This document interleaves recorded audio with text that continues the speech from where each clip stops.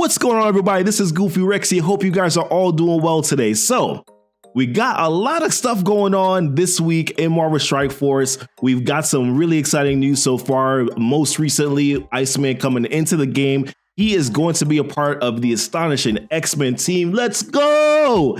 And of course, we already know that Beast is going to be a part of that Astonishing X-Men team. Looks like it's going to be a really fun team to use. Obviously, also looks like it's going to be a raid team also as well. So curious to see what the other characters are going to be. They're going to be a part of the Astonishing X-Men team. I'm excited about that. I can't wait. I'm amped. I'm excited about that. But in today's video, what we're going to be discussing, we're going to be talking about the Mutant Gear Crunch, right? The ensuing Mutant Gear Crunch. It's coming. It's coming. You know, there's a lot of characters here that we're going to have to be upgrading. I know if you're like me, I'm looking forward to being able to work on this Astonishing X-Men team. I love mutant characters, always have, always will, baby. So I'm looking forward to working on some of these teams here and some of these new characters that are coming into the game. So I want to talk to you about what my plan is going to be to overcome the Mutant Gear Crunch and to make sure that I try to get ahead of it as much as I possibly can, you know, when it comes to leveling up these teams, guys. All right, let's do it, guys. All right, guys, so we're back on the Marvel Strike Force page here. Just taking a look really quickly. This is the video that they provided.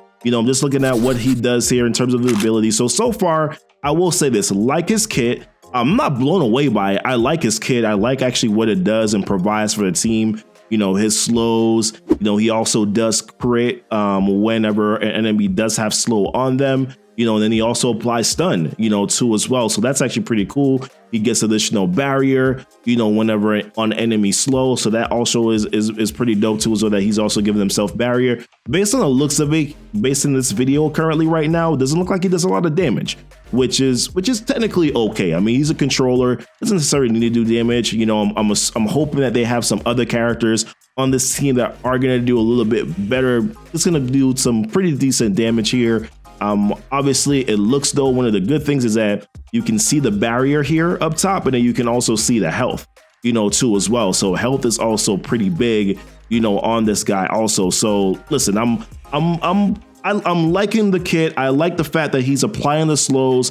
You know, remember Beast does give speed up. So the combination of having slow and then also having speed up is pretty big. Just hoping that they have some other characters here on that team that are going to be able to take advantage of it. You know, also, I do like this too as well. They did mention this too here, that the Xavier School has already selected a gifted, untouchable student to join the Astonishing X-Men team next. So keep your eyes here for the latest on the new member. So Untouchable is obviously another quick plug here.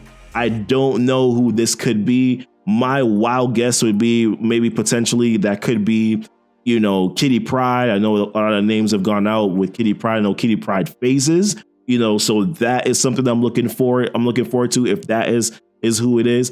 But also Untouchable could mean Nightcrawler, and if it's Nightcrawler, your boy about to lose his mind, y'all. I'm about to lose my mind if Nightcrawler comes into the game. I was already planning on getting some of these characters anyways, but if Nightcrawler comes into the game, we're done. We're getting Nightcrawler for sure. RIP Wallet 100%. But listen, guys, what is this video? This video is we're going to be talking about how to overcome the gear crunch. Right? Just wanted to touch base really quickly on the Iceman aspect in game here. So this is what we're talking about here, really, guys, is that we're going to be getting 6 new playable characters. 6 new playable characters here.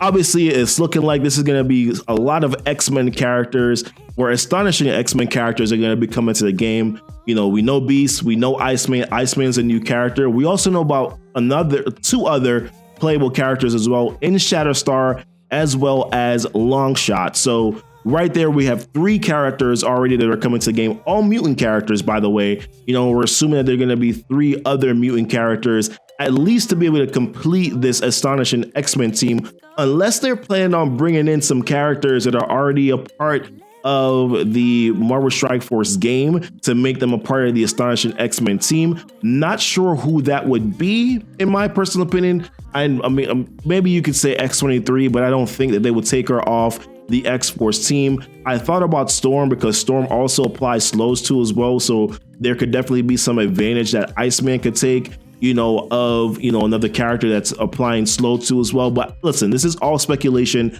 I don't know.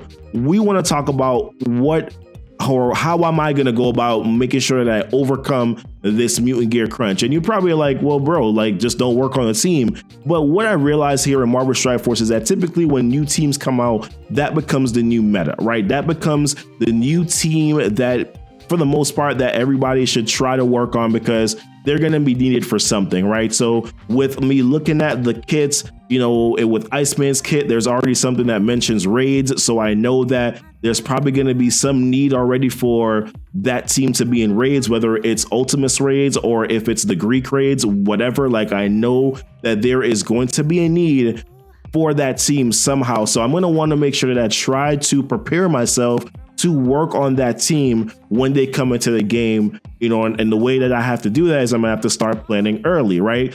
Planning early means I'm gonna have to start farming that gear. I'm gonna have to start farming that gear, you know, in farming the gear in campaigns. I'm gonna have to start buying that gear most likely in the supply store.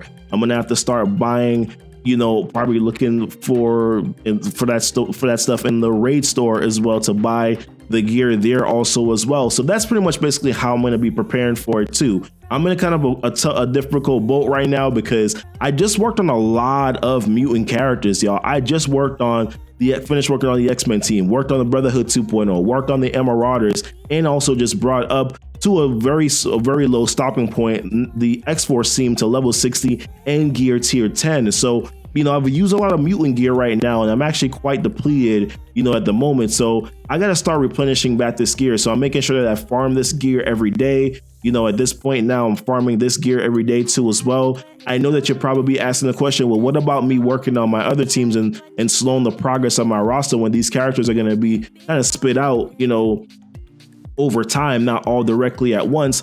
I would still say that you could still work on teams, work on characters, work on teams that are going to be good for your roster, but maybe not working on mutant teams, you know, if you possibly can. That would be my recommendation. You know, working on, like right now, I'm currently working on the Black Order team. I actually just got Thanos to gear tier 13 today. You know, so I'm working on other characters. I'm farming other gear right now, other teams that are not mutant gear, to make sure that I can farm this in the interim, pretty much basically adding a mutant gear farm to my daily repertoire to make sure that I am pretty much basically piling up a little bit on that mutant gear so that I can be ready for when those characters come in. Don't just pay attention to that purple gear. I would also definitely say to pay attention to that blue gear too as well, with new characters coming in. You know, like if you're like me, where I just worked on a lot of characters, or I just mentioned 4 teams that I just worked on that had mutant gear, you know, you're talking about 20 different characters that I had to use blue gear for in order for them to, well, not all of them needed blue gear, but at least half of them also needed blue mutant gear too as well. So look at that blue gear, that blue mutant gear as well, not just that purple gear. And like I said, look at other areas where you can get them too, like in the supply store. You know, start looking at some of that purple gear, that purple mutant gear in the supply store. When it comes to your blitz, you know, your blitz orbs that you do get, these little catalyst orbs that you get, I would say start opening up some orbs, you know, here to get some of that extra mutant gear. Also, you also are going to want to pay attention to some ABCs or some catalyst, you know, pieces too.